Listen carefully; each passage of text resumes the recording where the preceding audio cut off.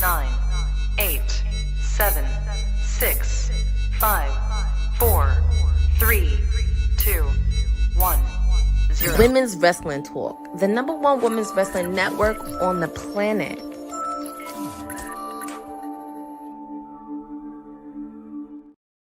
Happy Monday, everybody. This is Women's Wrestling Talk, the #1 women's wrestling network on the planet. This is your timeless elite, your PR princess, Stone Cold Courtney, whatever you want to call me on this Monday edition.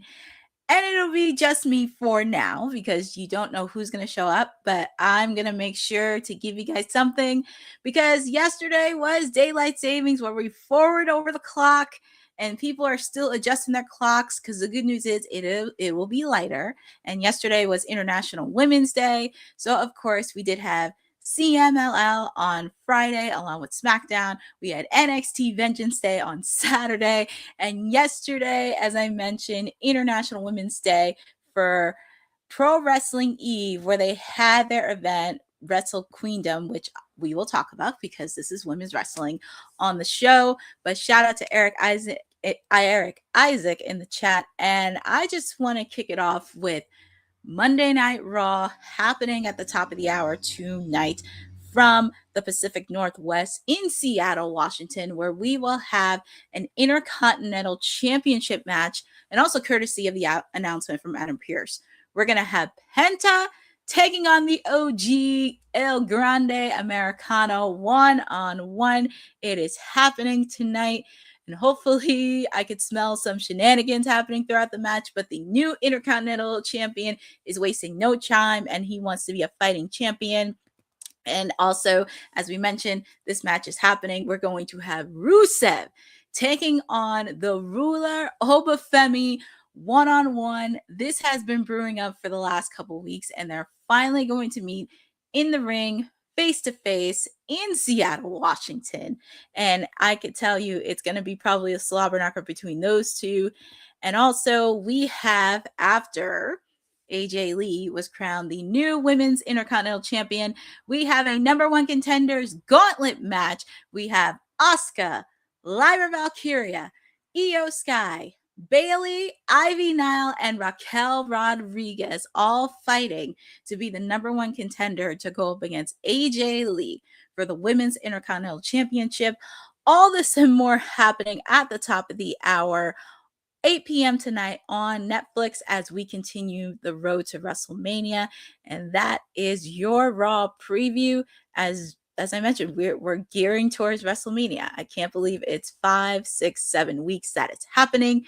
But switching over gears from the Raw preview, we do have some AEW news that we do have to break.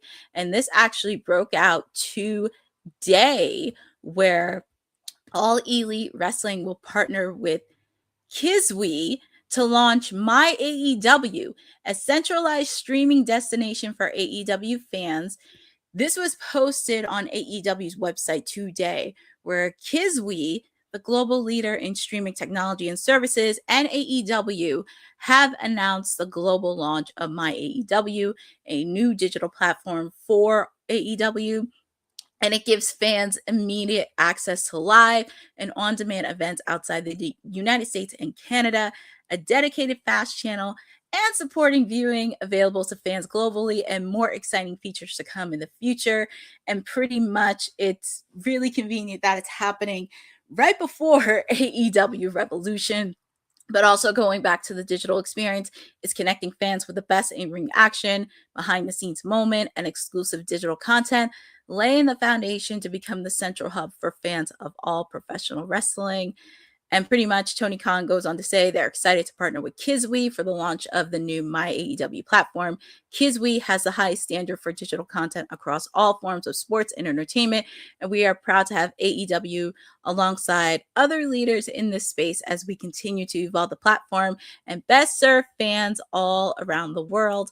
And I am super, super excited for this, not because I watch AEW, but it kind of reminds you, if you go back to the WWE Network when it launched many, many, many years ago, where you had everything in the WWE library from the past, the present, to the future.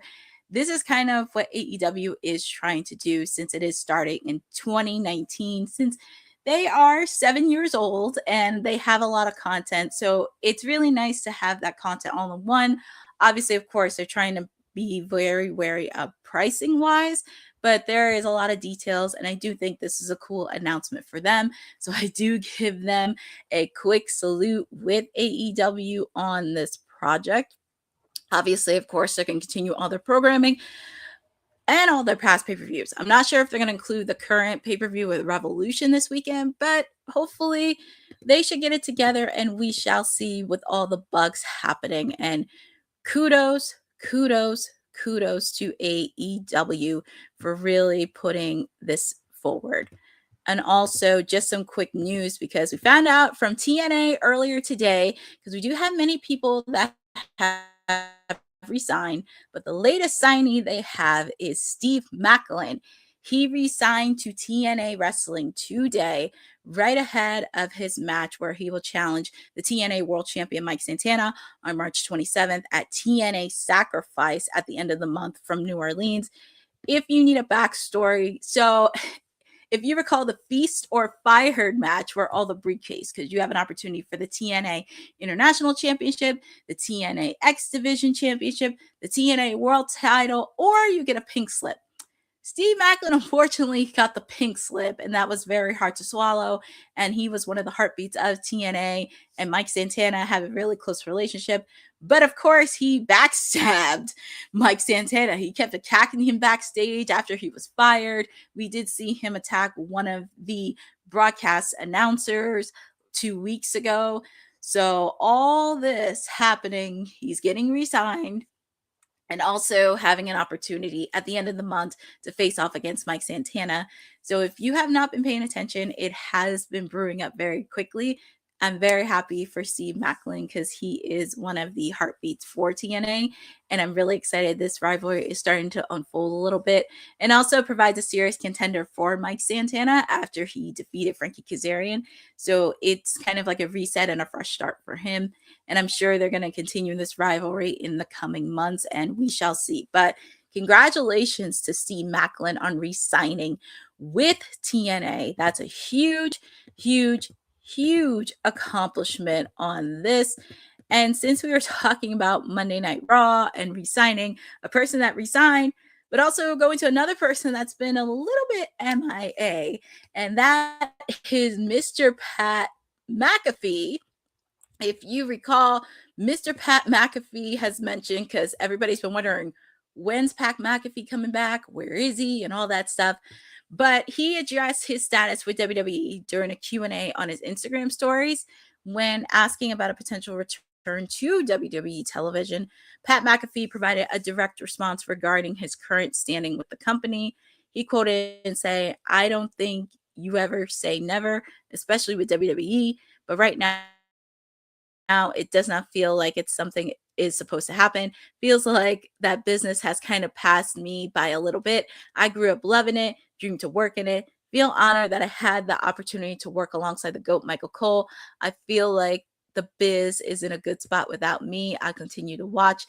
And as I mentioned, he's been absent from his regular role as a color commentator since June, obviously, of course, because of college football season. But at that time, he cited mental exhaustion and burnout due to his demanding media schedule. And he made a brief return to the company at the inaugural WrestlePalooza last September. But he has not resumed commentary since that position.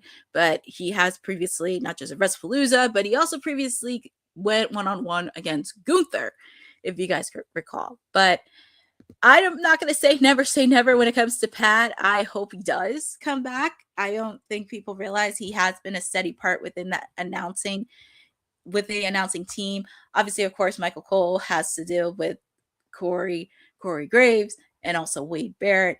But it's always nice to have Pat McAfee's presence, especially when Jay Uso's entrance come on and he goes crazy and everybody eats everywhere and he calls Dominic Mysterio a dirtbag and everything. So it's very important to understand Pat's presence and what he does. But of course, he does have to take some time off with college football and also the football season and everything else. But since college football season is over, Not sure what's going to happen, but obviously we know, of course, next month will be the NFL draft, which will be in Pittsburgh, Pennsylvania.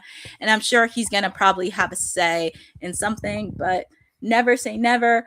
And obviously, of course, we'll probably see some WWE stars attend the NFL draft in Pittsburgh.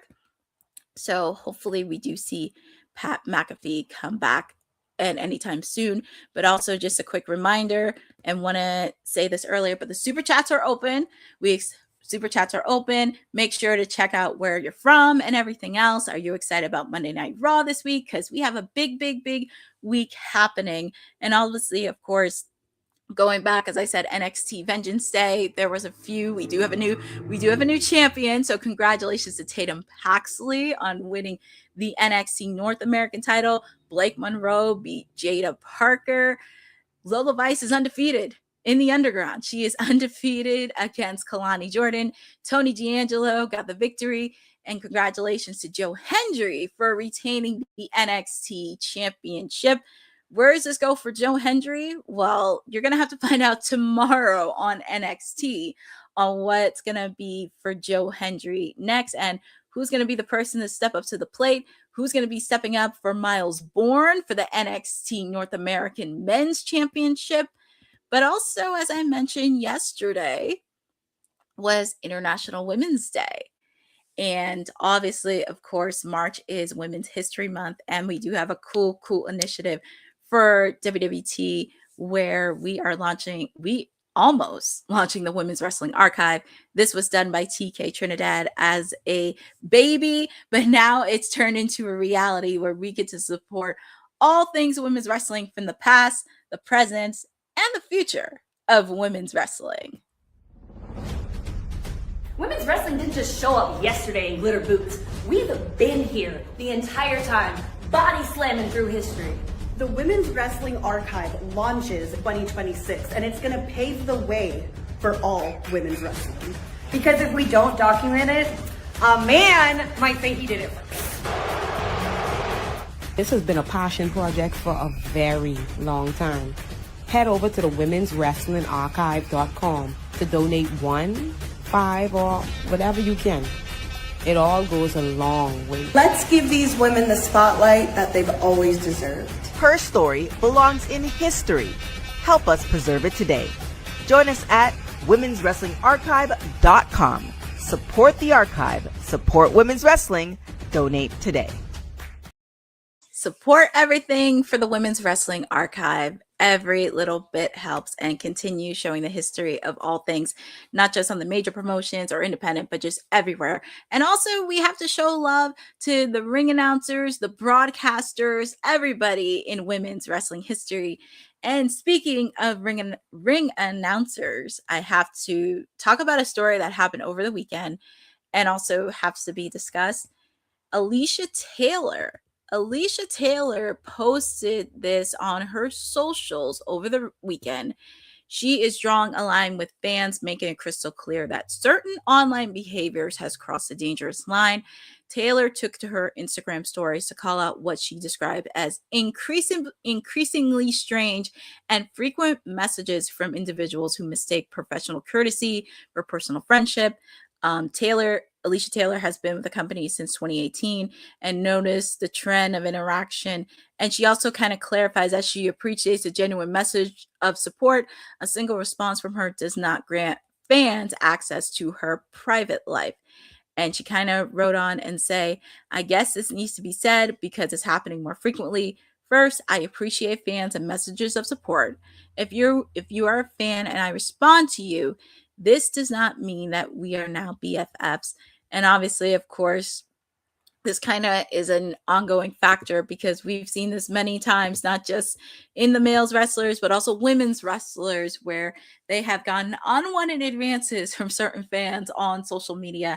And that's something that we do talk here on Women's Wrestling Talk because we care about the safety of all the women. Doesn't matter what promotion you're on, everywhere. And I do think it's very important to say because you have to understand wrestlers are human beings at the end of the day, and they also deserve respect and also boundaries.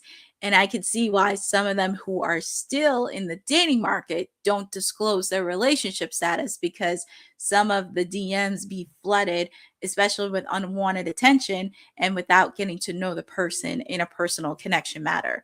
So I do resent what Alicia is saying. And I do think it's really important to really reiterate with fans not stop being a little bit weird, because we have seen this happen many, many times. And it made me think of Thea Hale, another person over the weekend that was bombarded with a lot of negativity from fans, and really just showing to be kind and positive and just understand, like, these are human beings. Like, you shouldn't have to treat them dirty and everything else.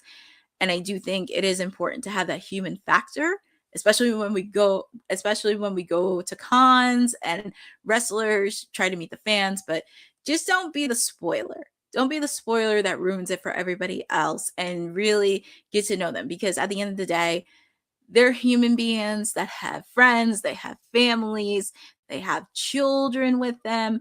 And it's very important to really, because for me, I get excited when I meet some of my wrestlers, even when I do interviews, but at the same time, I have to be very cool and collective and professional, and really continue building that relationship once I get to know a particular wrestler. And it's very convenient as well. So I do resent with Alicia Taylor, but this is going to be an issue that we're still going to be talking about here on Women's Wrestling Talk. And especially since it is Women's History Month, we want to make sure all the women have safety and everything else to occur. But I definitely want to keep that rolling. Just be kind, just treat them like human beings, treat them with respect, and they're normal people. They're normal and they don't have to worry about it. Now, going from the ring announcer, and this was actually an interesting story that I picked up because we were talking about the Road Dogg last week. Bully Ray urges WWE management to let current talent rock the boat like TX did. He said this on the latest edition of Busted Open Radio. Bully Ray addressed the current state of WWE's creative department. And this was after the news where the Road Dogg Jesse James had resigned from his position, especially after taking constructive criticism. Not taking constructive criticism after his annual review last week. But Bully Ray kind of elaborated a little bit on this during the Busted Open podcast, where, hold on, because I have pop-ups on here. You just love it when there's so many pop-ups on here. Anyways, going back. Bully Ray fully talks about utilizing the departure as a springboard to critique what he perceived as an overly calculated approach to storytelling with the company, arguing that it may be stifling the organic moments that traditionally creates the industry's biggest icons. Bully Ray noted that given James's personality, he was not entirely surprised by Road Dogg's move. He goes on to say, you know what Road Dogg told WWE? Take care, brush your hair. There's a part of me that is not shocked knowing Brian's personality, how passionate he is about wrestling. I think him being involved with creative possibly had finally got to him, the stress of it, or maybe he didn't like some of the things that were being done, what he heard, what he saw, and he's like, you know what, this ain't for me, or this is not for me right now. I got to step away. Bully Ray also pointed out the behind-the-scenes footage from WWE Unreal as evidence of friction between James and Triple H regarding talent such as Chelsea Green and R-Truth. Bully Ray noted that James frequently advocated for pulling the trigger on talent that was gaining organic momentum, while Triple H insisted on knowing the long-term plan before committing. Road Dogg wanted to see them do something for R-Truth, but Hunter was like, okay, he shaved his head. Then where do we go to? Where do we go from there? That just tells me that they did not have any plans for him moving forward. He just felt something for them. He's like, man, it feels like we need to pull the trigger on Truth and shock the people and do something with him and give him a new coat of paint. Let's run it up the flagpole. Let's see if anybody salutes and then go from there. And also another thing that Bully Ray talked about, he said the belief that WWE has become too structured, preventing the lightning in a bottle moments that define previous eras. And then he goes on to say about the Austin 316 and also with DX, and even in his own experience in WWE and WWE, the iconic moments. Now, it's kind of crazy because Hope and I were talking about this last week, and it's not easy being in that writer's room. It's never easy being in that position because a lot of times you get burned out and it's 365 days, 24 hours, and it's very hard to do because when you try to have an idea and try to put it in place, and also with the Road Dog trying to advocate for Chelsea Green and R-Truth, it can be very challenging, and also really telling the story, especially for the wrestlers. I know a lot of times for WWE, they have gotten constructive criticism, not just WWE, but like almost every wrestling promotion from WWE to AEW to TNA. They have gotten constructive criticism when it comes to their creative team because it's not telling the story, and also the moments where you can talk about 10, 20, 30 years from now. Obviously, of course, you talk about Austin 316 when DX made the invasion to WCW, Mick Foley winning the WWE title. Well, it was WWF title. We won that. That was one of the most high rated episodes of Monday Night Raw at that time. Or even when SmackDown debuted, that was really good. And leading up to the debut of Rey Mysterio in the early years of SmackDown, those moments in particular last for a lifetime. So I understand what Bully is trying to say. And I think that's something that even with Triple H and Shawn Michaels and everybody in creative had to learn. And obviously, of course, we saw just a tad bit of what happened during WWE Unreal, which now that has circulated all over on socials. But this is going to be one of the lessons they have to learn. And I don't envy them one bit. It's a very, very tough gig being a creative writer and trying to find all these different ideas. And even if one idea doesn't go through, really pivoting and trying to find another idea. And that's very, very hard to do. But I do give a lot of credit to the writers in that space.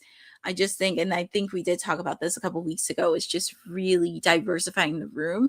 I would love to see not just many people like with women and people of color in there. Like if you're a great writer and you have the skills to do that, I give you kudos, but also knowing who your target audience is. Because right now we're focusing on Gen Z and figuring out not just the trends, but also seeing where Gen Z can really connect to in a way.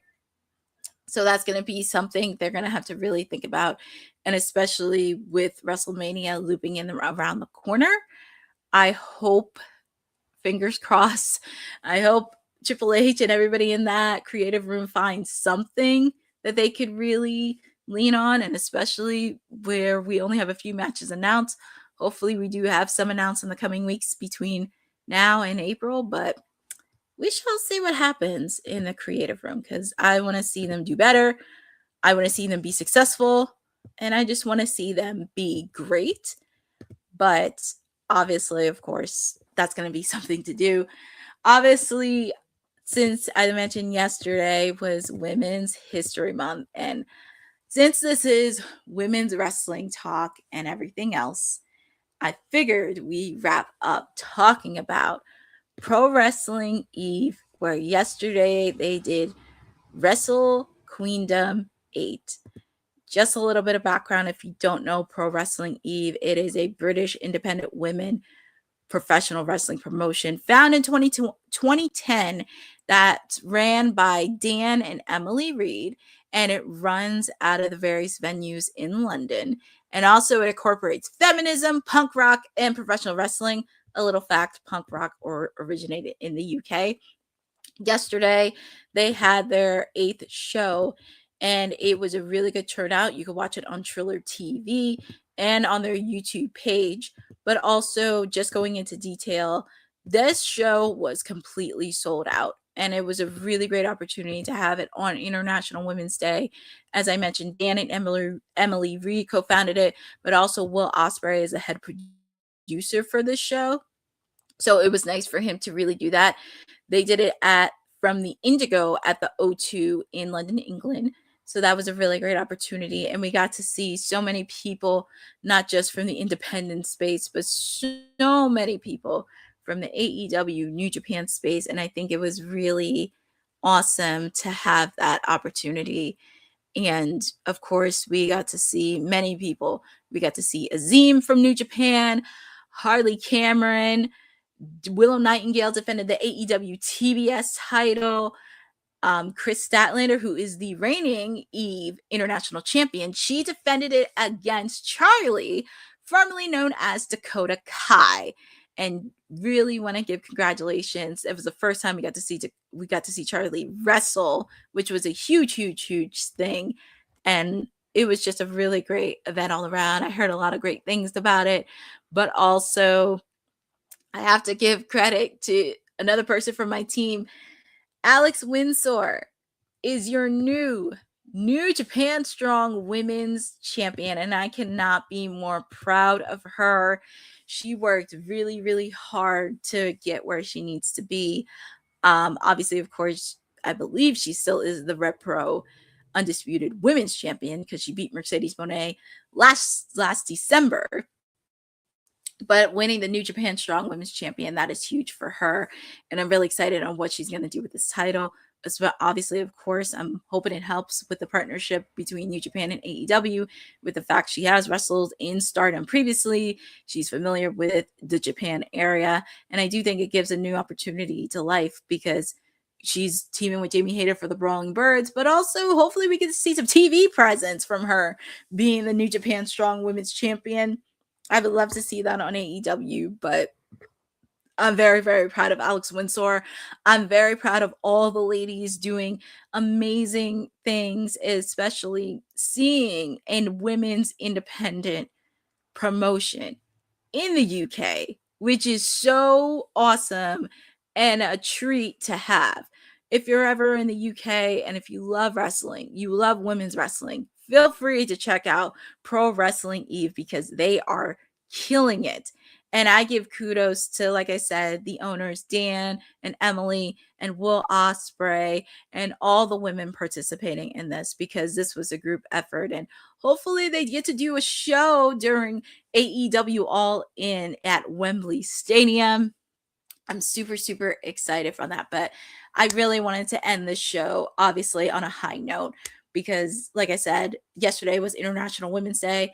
March is Women's History Month, and we have the Women's Wrestling Archive. So it's always good to end the show like this as well. And as I mentioned, I did talk a little bit about NXT Vengeance Day, but that's just a quick show of WWT Live today for Monday's edition because we gave you the preview for Monday Night Raw. We did recap a little bit of NXT Vengeance Day. We did talk about Pro Wrestling Eve from yesterday and also everything else happening in the world of wrestling. You guys know where to find me. Wednesdays, it's Timeless Elite Wednesdays with me. We are at the final Dynamite before AEW Revolution, so you do not want to miss AEW Dynamite. Also, there will be a watch along for AEW Revolution this weekend. Super excited to do the first AEW pay-per-view of 2026, and it's going to be on fire. The card looks really great. Also, make sure to check out Friday nights where my sister Honey is doing the Honey Night SmackDown every Friday night, and especially during the road to WrestleMania. What other surprises we're going to have. And also shout out to everybody on the WWT team for everything that's been going on. But yeah, make sure to follow me on @CourtneyNJ11 on all my socials because I have a lot of stuff planned. Also this Wednesday, I will be on the Wrestling Life podcast this Wednesday morning where they'll be doing their Gone Too Soon series and we will be talking about Miss Elizabeth. And super excited to really talk about the First Lady of Professional Wrestling. I'm excited.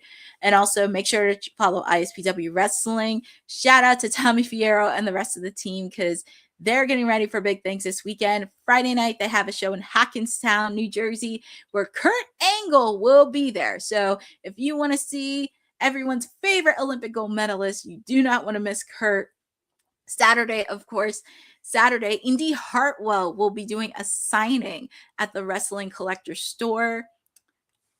You do not want to miss it. Indy is great.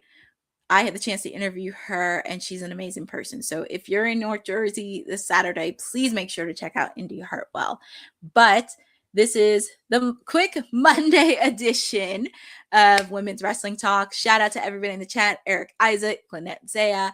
But thank you for supporting Women's Wrestling Talk, the number one women's wrestling network on the planet. Have a great evening and enjoy Monday Night Raw. Thanks for joining WWT. Don't forget to like us on all social media platforms at WW Talk Pod. Like and subscribe on all video and audio platforms, like yesterday, my G.